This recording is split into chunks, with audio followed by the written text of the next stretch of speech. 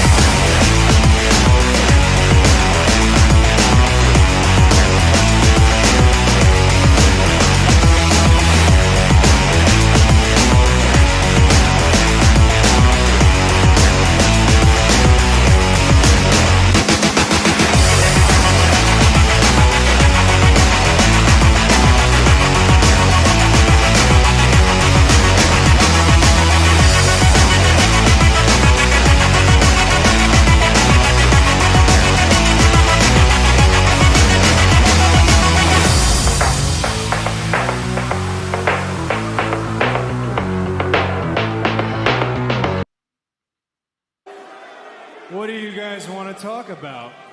Let me talk to you. Yeah.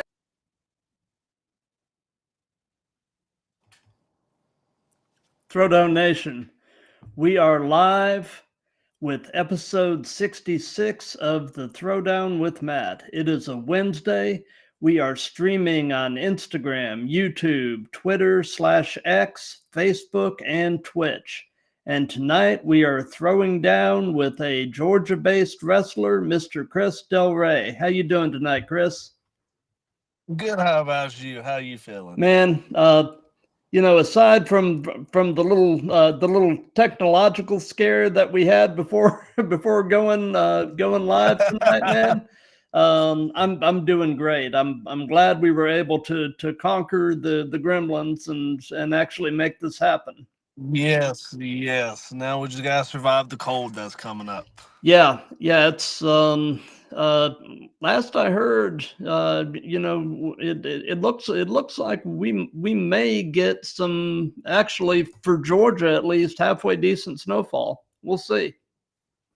Yeah, halfway decent, but it's Georgia. It changes its mind. Absolutely.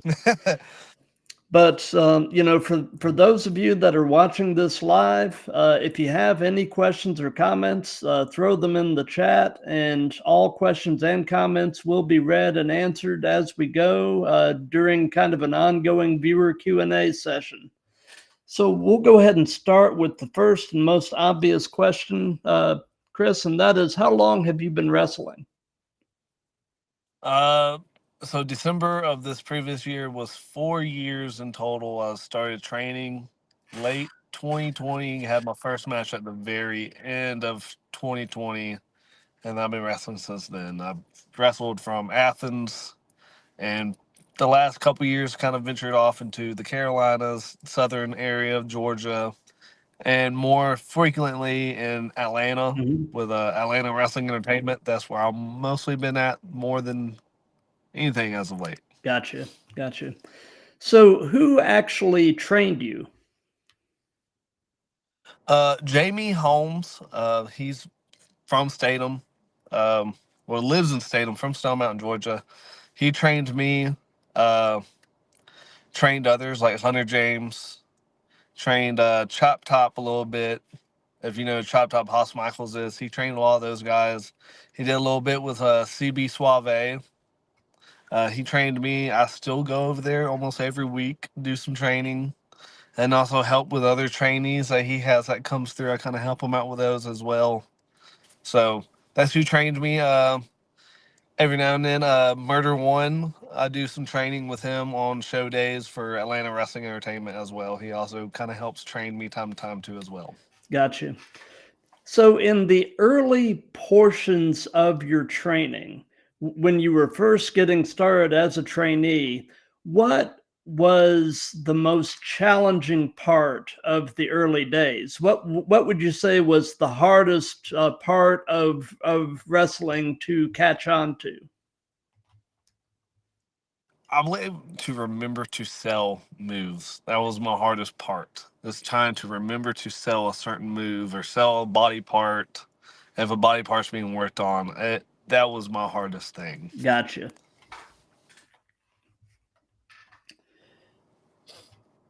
So let me see here. So, and again, this is sort of hearkening back to your early days of your training. What would you say was the most valuable lesson you learned early on? If you were working with a brand new trainee, is there something you learned very early that you would pass along? So same thing a little bit. Um, to this day, I still catch myself doing too much, and I've been told countless times, and I tell other people now, less is more. We got a lot of new trainees that come in and want to do their first match. They want to do all their big moves in their first match. And then now we try to tell them the less you do, the more it is. Because it took me a while. There was moments my first couple of matches, I was trying to do every big move that I knew. And then I had nothing left when the match was nowhere near done. So the less is more. And try to just remember that if you're a babyface, work the crowd. Even as a heel, work the crowd. Remember what your roles are into those matches. So that's something I try to tell younger guys that's even starting or just beginning to train. Less is more. Remember your role as a heel or a babyface. Gotcha. So So speed round. And this guy, you all right. may know him potentially by two different names. Uh, All right. Dexter Loomis or Sam Shaw? All right. I'll say a great adapter. Whatever they throw at him, he makes it work. Any kind of character, the stalker, the stuff with the white six, Mm-hmm. he adapts great and he makes it work. Yeah. And So somebody that has that ability to adapt to any gimmick or persona that's thrown at him is valuable beyond measure. yes, it works. It keeps money going into your pocket. Yep. To be honest, in the business where some guys are very limited in what they could do, he he's able to keep on paying his bills, continue what he's doing. Even if he's not working a lot of matches, he's able to do some backstage segments with certain things with whatever he's thrown at. So I say a great adapter. Absolutely. So I'm presuming that you've been a fan of this stuff most if not pretty much all of your life. Is that pretty accurate? Pretty much all my life. Um, Pretty much all my life. I grew up more in the. I was born in the late '90s, going into the 2000s. I'm more of an attitude, ruthless aggression mhm. fan. Um, if you watch my matches, I'm more of a Dynamite Kid, Benoit Guerrero, the original cruiserweight guys. I try to work my kind of style into that. Gotcha. So that's who it kind of take place after. So what is your earliest wrestling related memory? Let's see. There's a lot. There's a lot.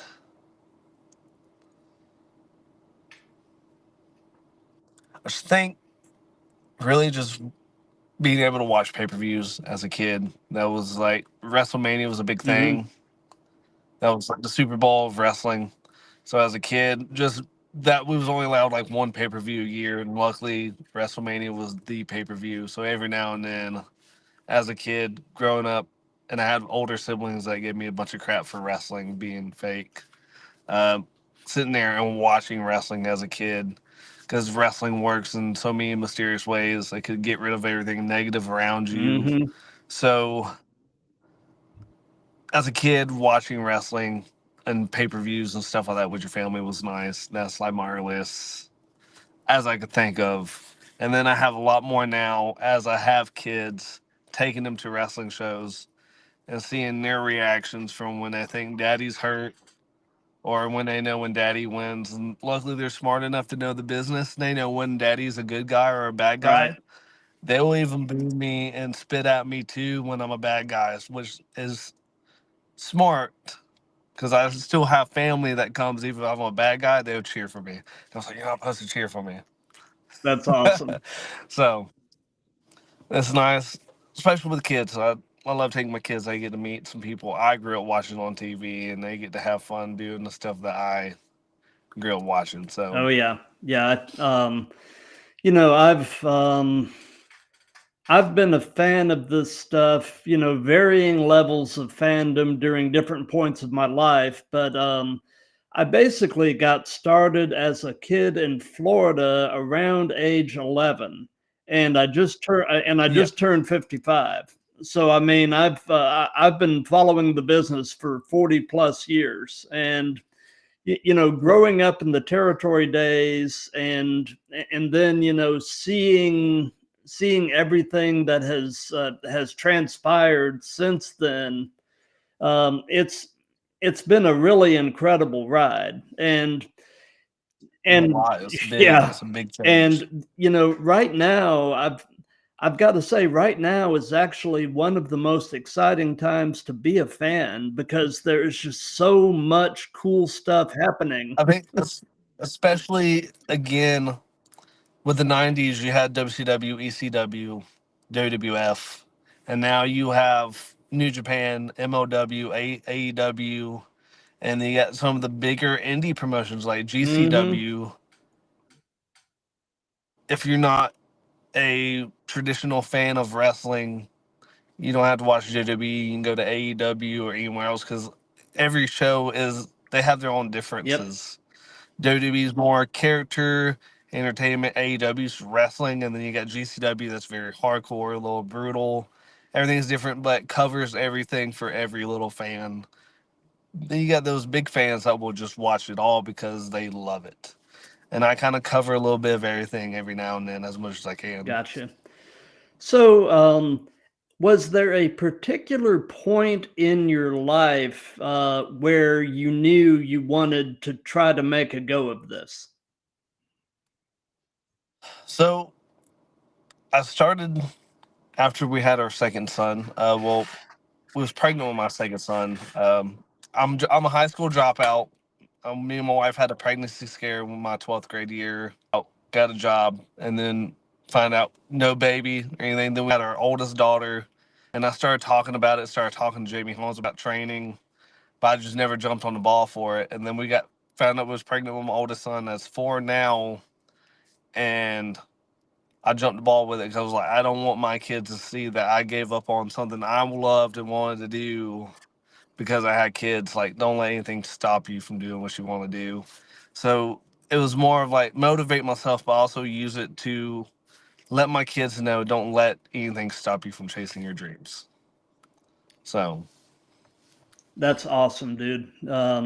And you know, being a dad myself, I completely get where you're coming from. I mean, yeah, I've got a 15-year-old son who's a sophomore in high school, yeah, and you know, it sounds like yours are younger, but yes. let me tell you this much, man: don't blink, because the time just Uh, flies. it does go by fast. I go on my Facebook memories and I'll see 2021, I think. I wrestled Bushwhacker Luke, and I saw a picture where Bushwhacker was with my kids. I only had 2 at the time frame. I got 3 biological, and then we took custody of our 12-year-old niece, but only had the 2 at the time frame.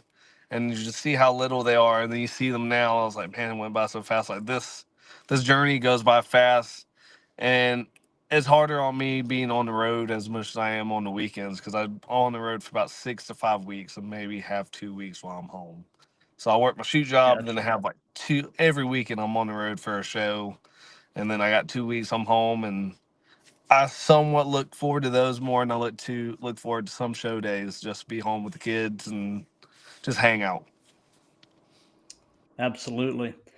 So, aside from wrestling and you know, the family stuff, being a dad, all that, what are some of your other hobbies and interests? I'm a big fitness guy. I spend a lot of time in the gym. I'm very obsessed with how the body works. I figure out, just see how the body can grow, you can shrink it and everything like that. So I spend a lot of time in the gym, do a lot of researching how the body works, certain body groups and stuff like that. But I'm also a bit of a nerd, But I'm a retro nerd. I like playing old Nintendos, old Nintendo 64s, and like the old Sega Genesis. I like to do that, and my kids do it with me too as well. I'm a little bit of a retro gamer myself, so those are my hobbies. I go home from Nothing work, wrong with go to the that. gym, come home. I might blow on a cartridge of a Mario Kart game and start playing on a game, and just relax after that. Gotcha. Speed round. Buddy Matthews.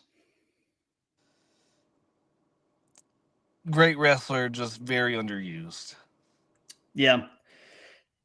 And it's really unfortunate. You know, the whole House of Black faction had It, such potential, and it had a I feel lot. like I feel like, you know, unfortunately, they really didn't do the amazing things with that faction that they could have.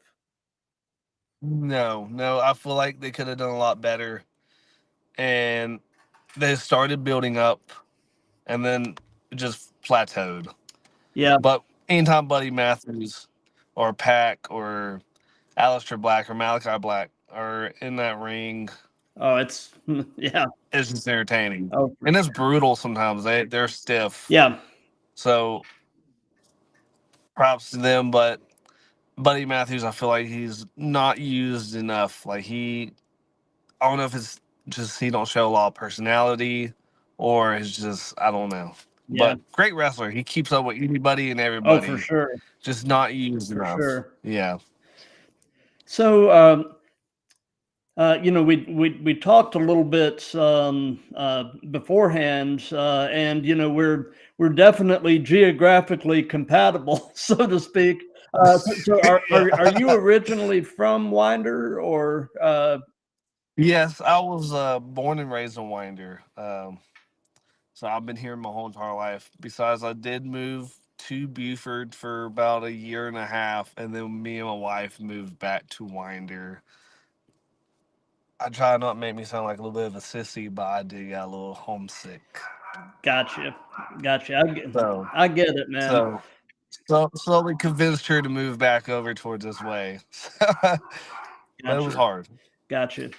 And you know, I can definitely tell by some of the things I've seen on your social media that Winder means a lot to you. You know, I saw that you participated in the event. The battle Yeah, for yeah, Barrow. the thing for So Appalachia. I helped put that together because my kids, we live in Barry County. My kids' schools got locked up. They had a lockdown, and I was in panic mode. I'm at my shoot job, and about 2 3 hours after everything died down with the Appalachia stuff, I called Matt Westlake. He owns a comic book store in Commerce, Georgia, called Nerd U Comics, and he has a wrestling promotion called Nerd U. And I pushed him. I was like, "How would you feel about doing a benefit show to help raise money up for families that was struck by the tragedies of September 4th?" And he was like, I'm down for it if you can find talent." And I went to Appalachia my freshman year, and then I went to Winder Barrow for the rest. And Hunter James went to Appalachia and graduated from Appalachia, and they canceled the Battle of Barrow football game. So I was like, we'll tease the Battle of Barrow between me and Hunter James. We train together. We have very similar styles on how we work. And so we built it on Hunter being the main character of the show. And that was a headache, to be honest with you, because as soon as the flyer got posted, I had talent from Carolinas, Tennessee hitting me up wanting a spot. So from just a little thing, it went to a bigger deal where we had to add more people, add more matches, and but it was awesome. The turnout was great. It was fun. If I had opportunity, I would do another one. It was a fun thing to do. Gotcha, gotcha. I hate to do this, but I actually need to run upstairs for a quick second. I will be Oh, right that's no back. problem. I've got a little unexpected issue, but I'll be back in just a sec. That's no problem.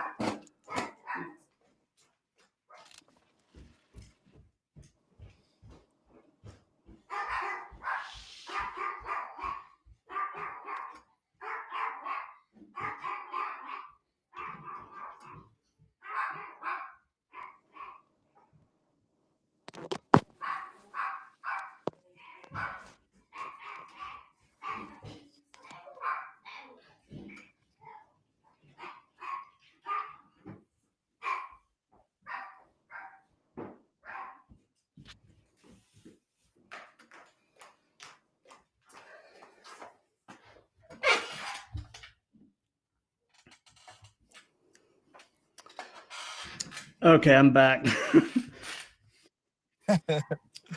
my my son got back from an event early, and I the front door was locked, so so I had to go upstairs and let him in.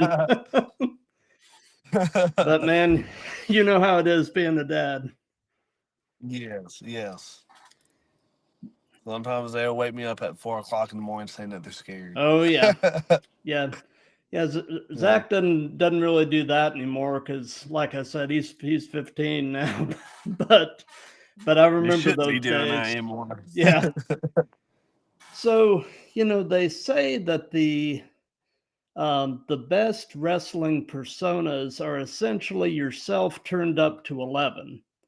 So tell Yes. me a bit about in-ring Chris Del Rey and kind of compare and contrast him with everyday you. So, as a heel, I have a natural smart mouth. I'm a smart aleck, but I think I got it from my father. I crank it up a little bit, and I'm great at little comebacks, talking a little trash and everything like that. Um, Wrestling style, I slow down. I'm more of a high flyer most of the time. I slow things down, really ground based. As a baby face, I'm easy to talk to, get along with most of the time, as long as you don't do anything to provoke me. But as a baby face, I don't want to say it's not me, but it's not me. Like, it's kind of weird. I feel more natural as a heel. It's kind of weird. But my first couple years, I was a baby face, and then these last 2 years, I mostly work heel. What if only work baby face if it's needed? So it's I don't know how to do like put together because I'm not naturally a bad guy, but I do better as a heel. It's kind of weird. Gotcha. So tell us about your very first match. What was it like? How did it go? What were your thoughts going into it? Your thoughts coming out of it? All that good stuff. So my very first match happened December of 2020 at Southern Violence and Wrestling. I was going against somebody that Jamie Holmes also trained. He was known as the Machine. And we kind of rehearsed a match for almost 3 weeks and had it down pat all the way up until show day. We get to show day, and about 5 minutes before our match started, they threw in a third person that made it a triple threat. So I was cool and collective, wasn't really nervous, a little nervous, but not too nervous. And then I kind of slowly went into panic mode because they threw in somebody last minute. So we was trying to figure out how to make things work. And it was almost a bit of a squash match anyway because they were building up the Machine character to be an unstoppable monster kind of. But it threw a curveball at me. But now because of that, I'm able to handle a curveball that's thrown at me.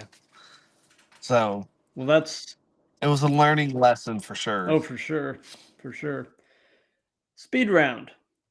Frankie All right. Kazarian. Underrated. Yeah. I feel like he was overlooked a lot with TNA, not just from AJ Styles or Christopher Daniels or Alex Shelley and all those guys, but very underrated. But great at continuing and trying to carry himself and try to make a name for himself, or still make a name for himself with the slightest gimmick change. Gotcha. But very underrated. Gotcha. So we've heard about your first match. Now tell us about your favorite match that you've been a part of. Let's see. I have a few. If you know who Luca Daniels is, he's one of my favorite opponents. Okay. Um, we've worked each other, baby, heel, heel versus vice versa. My two favorite matches, I'll say two favorite matches, was with him, and they're about 2 weeks apart. One was in Royston of 2022, and then 2 weeks later, we was in Gainesville, Georgia, doing another match about you know, But there was both like, and the roles was reversed. But they were both two of my favorite matches I've had, and it was with Luka Daniels. Um, I think I've worked him probably more than anybody in the state of Georgia. Um, Gotcha. since we both started about the same time frame, so we've worked each other a lot. Got a good connection how we do things. When you've got somebody like that you've got good chemistry and a good connection with, that can really lead to some beautiful performances. Yes. So Luckily, when you get with people like that, there's not a lot of planning. It's just you throw out ideas, and if those ideas work, they work. But luckily, planner, I hate that, but it's because my memory is not the best. But with working with guys like Luca and Jamie Holmes as another one, and like Chop Top, I've worked with those guys so much and even trained with them some. I don't have to plan, but it's just a natural feeling once we get in the ring. The bell rings. It's just nonstop movement, and we tell a story, and it's just beautiful because we know our next move and know what whose moves are what, and know how to reverse them and stuff like that. So that's the best part of it. absolutely. So, what is the longest you have ever driven to get to a match? Little over 3 hours, almost 4 hours. Going into North Carolina and going into Swainsboro, Georgia. Those are my Gotcha. farthest drives. So yeah, those are my farthest drives. My closest drives were always in Athens. Yeah, And well, technically over here by my house for the Winder show, but usually Athens or Commerce are my closest drives. gotcha. So, and I know that you all have them, but what is your biggest in-ring pet peeve? Man, let's see. My in-ring pet peeve. I guess I'll say either not calling stuff to me if it's not been called in the back, or just not listening to the ref because the ref sometimes have a headset and tell you what to do and tell you when to take it home. There's some guys I've worked with that will try to drag the match out longer than what the ref has already told them that we need to take it home. Those have been my pet peeves Gotcha. to try to keep up with the time and try to make sure you call stuff so people don't get hurt. Absolutely. So, that's actually a perfect segue to the next question. And that is, knowing that there are two major ways of preparing for a match, either working it out with your opponent in the back or calling it in the ring, or to some extent doing a little bit of a hybrid of both. Do you have a preference? Would you rather work it out in the back, or would you rather call it in the ring? So with people I don't know, I will call almost start to finish. And if they're kind of new, Christian Taylor could vouch for me. I will call certain. I'm a hybrid kind of guy more. I will call certain spots, but I'm more of less call it in a ring. I like to feel the crowd, but I also don't like planning things start to finish, just in case if the crowd don't feel it, or if somebody gets hurt and you are in a dead spot, don't know how to get to another spot or get to the finish. So I'm more of like, let's plan these key elements. If we get there, we get there, but let's just call it in the ring, fill the crowd. I'm more of that kind of guy. I worked with a lot of old school guys, and that's how a lot of the old school guys kind of work. Gotcha. Speed round. Dominic Dijakovic. I'll say underused his indie stuff when he's on the indie scene. He's everywhere, and he's put in a lot of work. I feel like he could have been used better, but they put him that retribution stuff, and I think that hurt him. I Was do very too. underused in there to be But his indie stuff right now, he's killing it and crushing it everywhere. So hopefully Oh yeah, Paul Levesque catches on, and hope he tends to do that. He did carrying Cross in him, so hopefully he does. yeah. That's my hope as well because he Dijak really seems to have a real mind for the business, Yes. and I think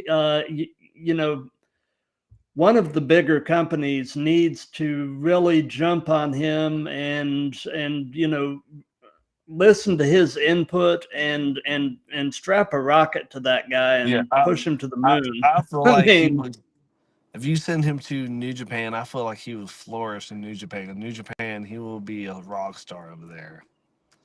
He hmm fits the mold over there with the strong style, very stiff, more realistic with everything that he's been doing, especially with the indie stuff that he's been doing. So hopefully either Triple H picks him back up or he makes it somewhere with New Japan or AEW. agreed. So, if you could only be one, would you rather be great in the ring or great on the mic? I'd rather be great in the ring. Okay. I'm not much of a talker as it is. So I usually let all my ring work do all the talking anyway. But looking at some of the greatest wrestlers, some of them wasn't the best on the mic. Like Bret Hart wasn't the best on the mic, but great technician. Uh, Chris Benoit wasn't the best on the mic. Dynamite Kid wasn't the best on the mic, but put them in the ring, they are crushing it and killing it, and they made a name for themselves. So Oh, for sure. For I'm sure. more of Yeah. that guy myself. I'm not the best with a mic. You put a mic in my hand, sometimes I'm good, sometimes I'm eh. So Yeah. Yeah. You know, I've I've mentioned this in some other streams that I've done, but I'm not ashamed to say that I am to this day still a huge Chris Benoit fan. You know, I am too. I can separate the man's body of work from the man The himself tragedy. and how he ended up. Yes, that's how I do it. I can still enjoy and appreciate a Chris Benoit match, and again, like I said, it's all about separating the work and the impact the guy had on the business from the unfortunate decisions he made Yeah. and how things ended up with him. Same way with But Dynamite Kid. yeah, yeah. But I'm a big Benoit guy, uh, so uh, same here. I mean, Chris Benoit is probably in my top three same, of all same, time. same. I think the guy was just otherworldly in the ring. He looked good, but he made others look good, and that's the key aspect of to everything. Is like still try to make yourself look good, but make sure your opponent looks good. Because you don't look good if your opponent don't look good, and he's done a great job. And I think that's what helped him. That he made sure whoever he's working looked like a star along with him. So I'm a big Benoit guy. I study a lot of his work for my own matches, for my own move sets and stuff like that. I steal a little bit from him, but it's wrestling. You can't Yeah, make your own thing all the time, so you got to steal some stuff. I steal a lot from Benoit, and some people catch on to it. I was like, "This guy's a Benoit guy," and I was like, "Yes, I am." But I separate from what happened to compare to what he is yeah, as a wrestler. So that's the only absolutely. thing. Yep. So, what has been your most unusual encounter with a fan? Uh, we had one fan in Royston, Georgia. They get a little obsessive, and some of those guys, if they work in Royston, if they're watching now, they could vouch. They get a little too close. They will sit and wait until you walk out, or they will find you on social media and hit you up. Um, I've had several from the area that will just randomly just hit me up, probably 3 o'clock in the morning, want to hang out. they'll offer me money just to come hang out, and I think that was so weird. I think it was the weirdest thing to me. That is a Yeah, little it's weird. strange. And I'll look at the message and I don't know how to reply back because I don't want to be like a douche to them. Right, right. So, and I know that this type of thing happens more than any of us realize.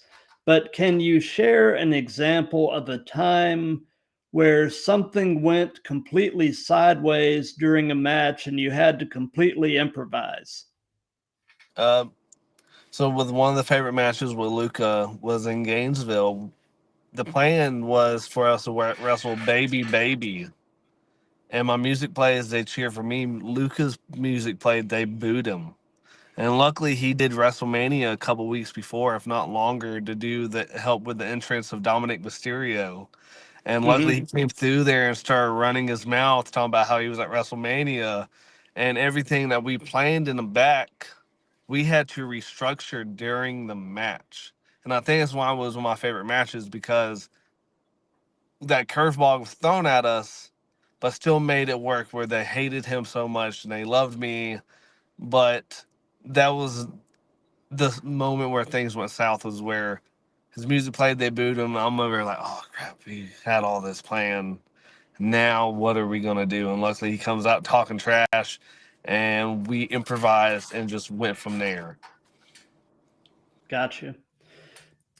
So, this next question actually really fits in kind of perfect because you said that you essentially got started late 2020, which Yes. is right when the world was kind of going crazy. So Yes. uh, so Still tell crazy. me.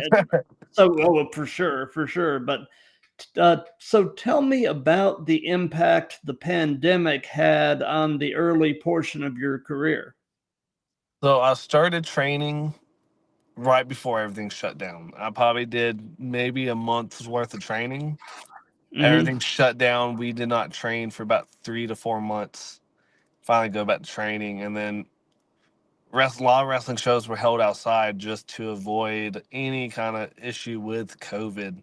So my first year was a lot of outside shows, and very few inside shows. And we did inside shows. We could only have so many people in there, and Right, that included right, talent and staff.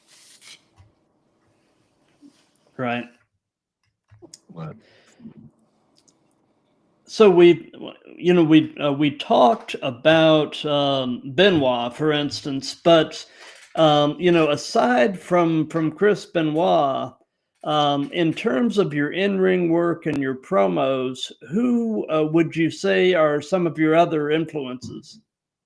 Sting is one. Jeff Hardy, John Cena. I like to try to show off that I have a lot of strength like John Cena does. Um,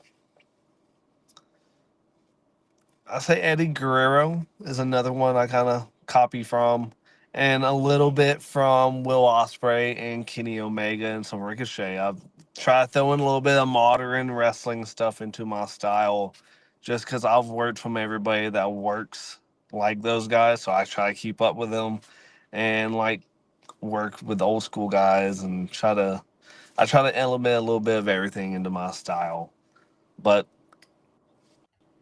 I say I'm a more of a technician. Owen Hart was more of the guy that I copy off of, and again Benoit. Sadly, Yeah, keep on going back to Benoit. nothing wrong with that, man. But so speed round, All right, Ilya Dragunov. small but fierce. I'll say I Yeah, enjoy his matches. I enjoy them, I do too. And I hate the fact that he blew his ACL. I mean, yes, but because he works with no knee pads. that's a long road back. He works with no knee pads, which is crazy. When I first started training, I was training a lot with no knee pads, and after like 3 months of training with no knee pads, I was like, oh, I need knee pads. So I don't know how he works a match with no knee pads. So I catch Well, guys with yeah. no knee pads, no knee covering. I was like, I don't know how you do it. I'm over here hurting myself just watching y'all walk through there, do all the stuff y'all do. So getting that messed up ACL, that happens. So Yeah. knee injuries are very common in this business. Mm-hmm. I For know, sure. Jamie Holmes had knee surgery not long ago, like a year ago. He had knee surgery, and about the tail end of this of 2024, he made his return. Luka Daniels messed up his knee in about July, August of 2024. I think he's about to make his return. So knee, and sometimes you recover quick. It just really depends on you. I've seen guys and they come back within 8 to 9 months. So Yeah. it really depends on how hard you Yep. work on that therapy. For sure. For sure. So, do you have an all-time favorite match as a fan? A match that you can have watched it a million times and it just never gets old, and there's always some new little nugget you can pull from Uh, it. WrestleMania 14, Steve Austin and Shawn Michaels, and WrestleMania of 2001 between The Rock and Steve Austin. I'm a big Steve Austin fan as well, but it's a person that you can relate to. A beer drinker that hates his boss. Yeah. Yep. Yep. Yep. So, and this can be present day or past.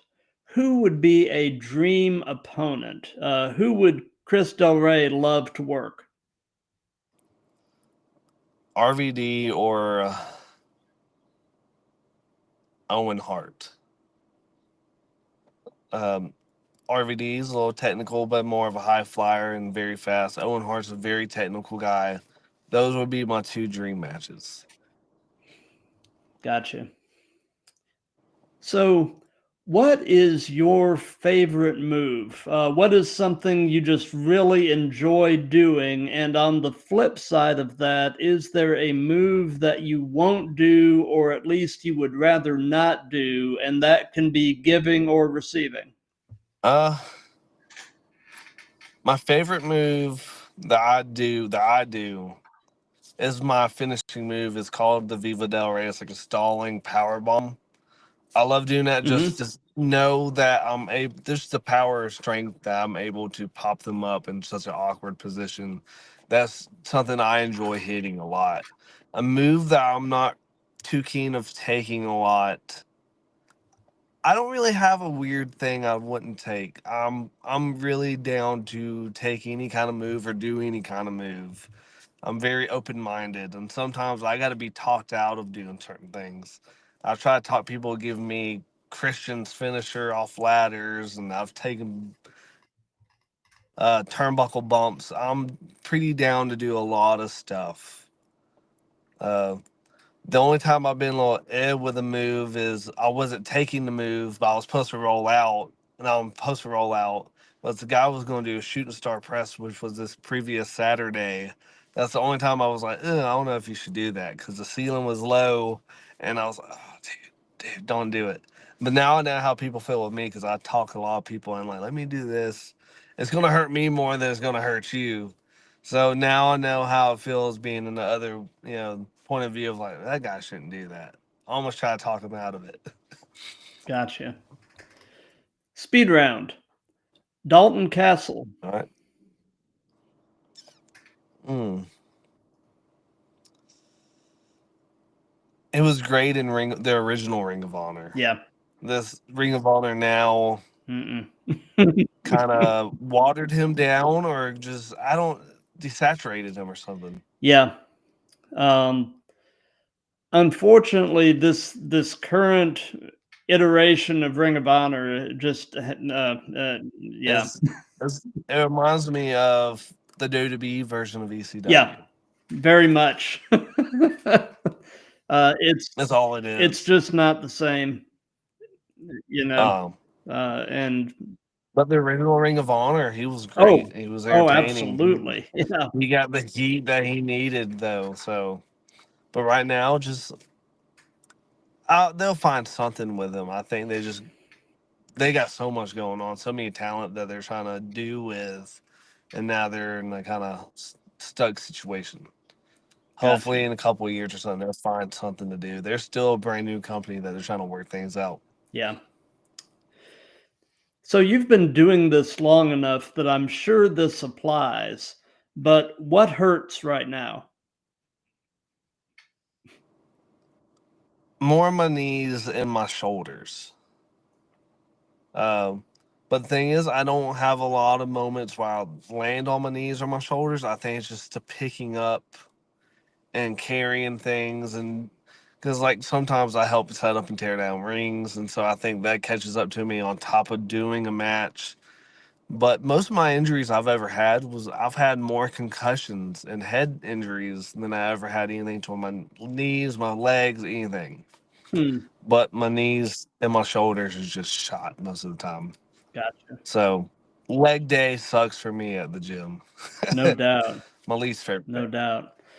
Well, what is the most significant injury that you've suffered either wrestling or training? Mostly I've had in the last 4 years as the hospital has said in my records, I've had almost seven concussions in the last 4 years. Oh, wow. I've had a lot of head trauma. Some of it's my fault, and some of it's just wrong, just timing. You know, some of it's just misplacement of myself or just timing of stuff, and sometimes it's just the last concussion I got wasn't even because of the match. I was walking out of the match, and the place I was at, they had flyers on the floor, and I slipped on the flyer on the floor, and fell, bumped my head on the concrete, and I got a concussion from that. Wow. Wow. And I've worked what 3 weeks like that. I worked my shoot job and did wrestling shows for about 3 weeks like that, and it was miserable. No doubt, no doubt. So, I know that the bigger companies, have very, very strict, very significant concussion protocols that the talent have to go through to be Yeah. cleared to return to the ring. I'm actually curious. Do a lot of the smaller companies have concussion protocols, or how does that work? Uh, it's really on yourself. It's really 100% on yourself. Uh, we've there's been some instances if they've heard about you being injured from another show, another promotion, they'll find a way to replace you or something like that. I'm real bad about lying about that I'm okay because I don't want to lose my spot. Right. So I will work through it just so I don't lose my spot. But the concussion protocols are not, I don't think it's as strict. It's more of on yourself if you, that's your thing kind of deal. Same way with any other injuries, it's kind of a your thing kind of deal. You just kind of handle it yourself or, just get it looked at. So concussions and stuff, that's all basically on you. Gotcha. So, in general, what are your thoughts on the current state of the business? I think it's great. It's growing. It's gaining back the popularity that it had when I was a kid. Mm-hmm. I think when I got to middle school, high school, you was a loser if you liked wrestling, Yep. but all the way up until about my fifth grade year, you was a cool kid. You went on Monday, you went on Monday, you saw what John Cena and Jeff Hardy did on Sunday. I'm like, yeah, and so it's gaining back that popularity, which is a good thing. And with it being anywhere and everywhere, it's available to people that can't afford WWE tickets. You can go to a $10 show 20 minutes that way or 20 minutes that way. So with wrestling growing and getting popular again, I think it's great. There's Gotcha. business for everybody. For wrestlers, it's great for fans. That I think is just awesome right now. Gotcha. And what is your take on the role that social media is playing as a promotional tool for wrestling? It helps out. It helps out a lot with ticket sales nowadays. I, like with this generation, you have to use social media to promote yourself and to promote your shows, promote really anything. It helps out with anything like that. So with social media, it makes a big impact with everything. Absolutely. So you're still comparatively a pretty young guy, Yeah, I'm but knowing 26. but but knowing everything that you know at this point in your life, if you could give any advice to your younger self, what would it be? Probably get in the business a little bit earlier. Try to get in a little bit earlier. I waited a little late, but still nothing wrong with it. I'm still having fun with it. I'm happy, as younger I was, I wanted to make it WWE, but now I'm just happy just getting a ring on the weekends to entertain whoever's there, entertain people at home. That's but get in it sooner than later. I feel like Hmm. 1920 was still too late. Yeah, yeah, I could see that. Like there's kids So, that came in that was 16, 17 that was training and they're amazing. So, oh, for sure, for sure. And you know, it's kind of similar with the progression and evolution of mixed martial arts. yes. You know, there are kids now that they've never grown up in a world without MMA, without the UFC, and Yes. you've got kids that are training this stuff literally from birth that are I breaking have onto the scene now, and they are just so scary good. I mean, I have a few cousins that trained with mixed martial arts, and they started at a very young age, like 9, 10, 12 years old. They was doing mixed martial arts. So, and they're great. They're immature wrestlers. Immature wrestlers do great in the mixed martial arts world. And they started out with wrestling and moved into mixed martial arts. So, mixed martial arts is great for professional wrestlers to a degree, especially if you need a gimmick or need a character. So, yeah. it helps out. Wrestling and mixed martial arts is about the same thing. Professional wrestling, you kind of want to start at a younger age because there's a lot of psychology with wrestling. Hmm. It's not For just sure. hitting moves and learning suplexes and body slams. It's trying to figure out, placement of matches, the crowd, stuff like that. There's a lot that goes into it. So, Absolutely. So, do you have any pre-show traditions, any things that you try to do consistently before you walk through the curtain? so my show days. This is every show day almost. I go to the gym, hit the gym, work on pretty. We call them pretty muscles. Your arms, your chest, triceps, and then like your pretty muscles, so they look good. And then go home. I put on my self tanner. Get to the show. I hit. If the ring's set up before I get there, or I'll help set up the ring. Get in the ring, hit the ropes, try some moves, practice some stuff, and then before the show starts, I might just sit in the corner and just sit there and just think about my match and wait until my music plays, and I'll be bouncing up and down almost like Brock Lesnar does, just preparing for that.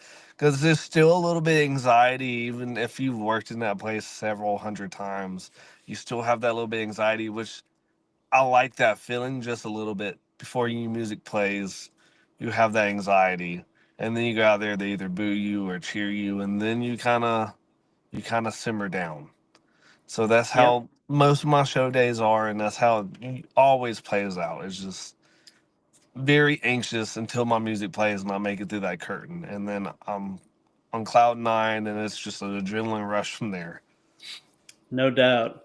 And, you know, they say, you know, boo you or cheer you if they never forget you, you've done your job. So, Yes. I mean, Yes.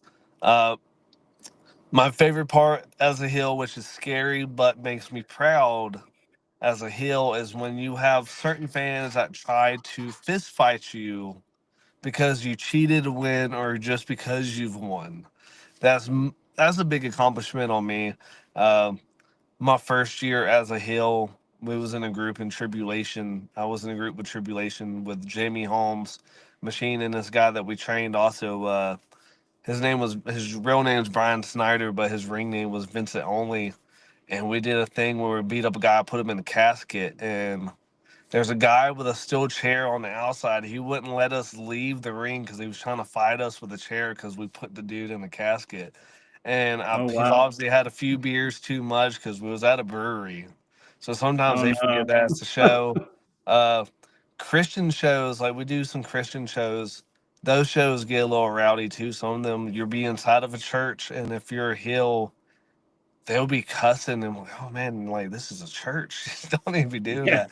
But my biggest accomplishment is when the fans are trying to fight you.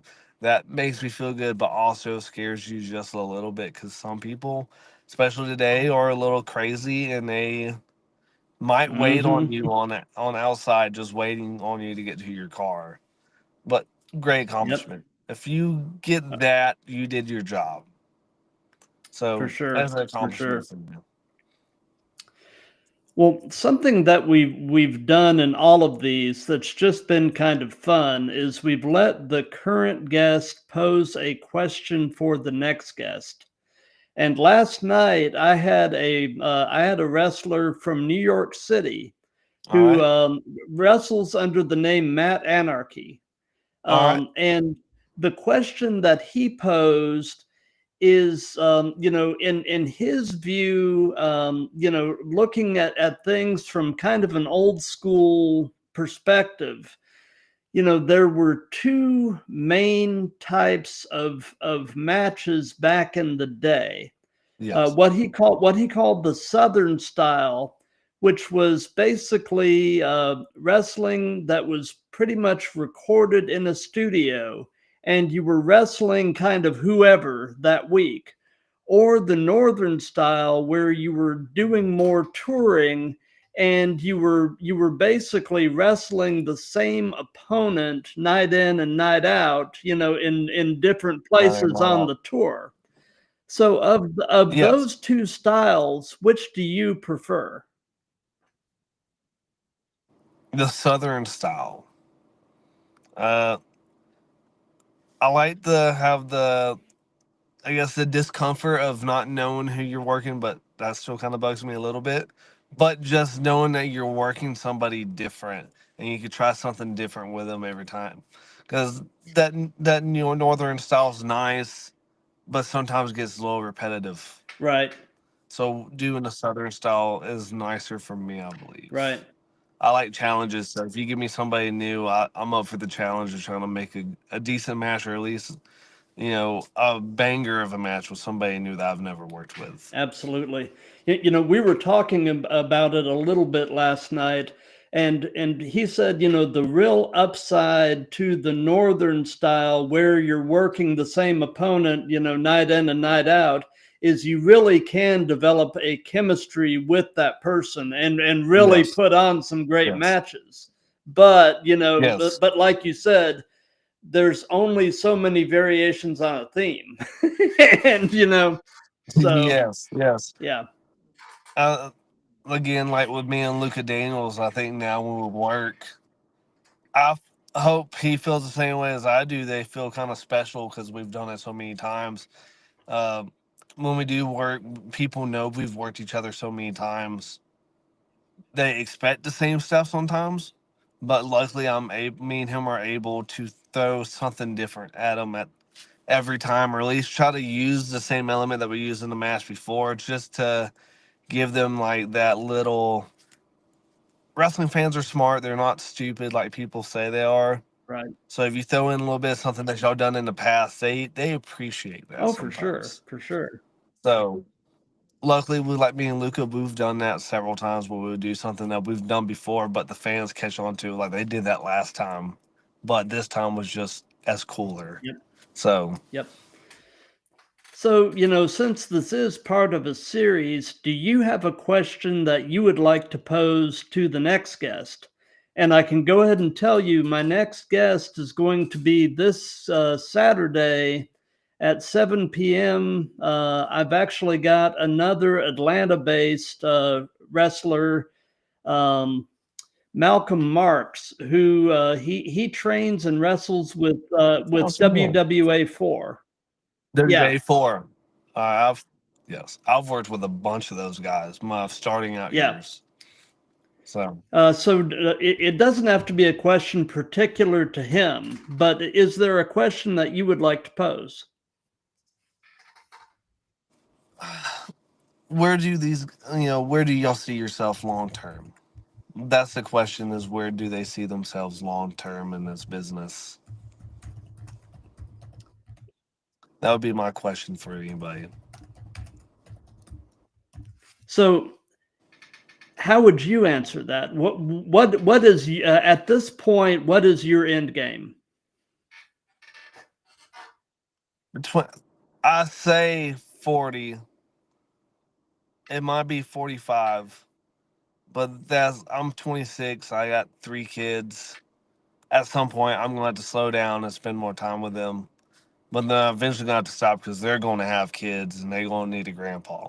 So I'm 40, 45, so I'm not too broken down and able to hold my grandkids at some Yeah, point.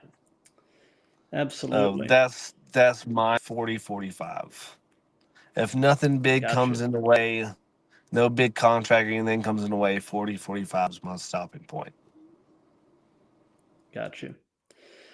So, we're pretty much at the end of things now, Chris. So, do you have any upcoming shows or anything at all Uh, that you'd like to give some hype to?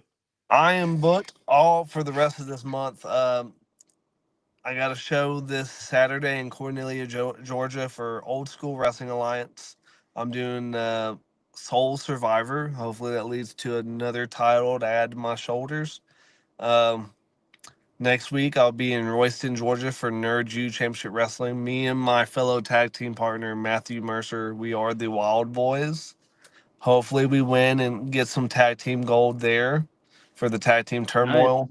And then January 25th, also me and Matthew Mercer as a tag team will gain some more gold for Georgia Championship Wrestling. Nice. Those are big matches because they're almost every single one of them's a title match. So I'll like to try to get all of them hyped up here for the next couple of weeks. Absolutely. So you said Cornelia. Yes, That's sir. Hall County, isn't it? Uh, I want to say is Habersham County. Is it? Okay. Yes, it's Well, like right outside of Hall County from Gainesville, going into gotcha. hell in Georgia. Gotcha. Well, hopefully the weather and everything is going to cooperate, and Yes. and you'll actually be able to Hopefully, do the show. hopefully the snow don't cause too much damage. I'm not worried about the snow. It's the of it melting and then refreezing into ice. Yeah, the ice. Yeah, the Hopefully, we ice. are The able ice to is the bad continue. part.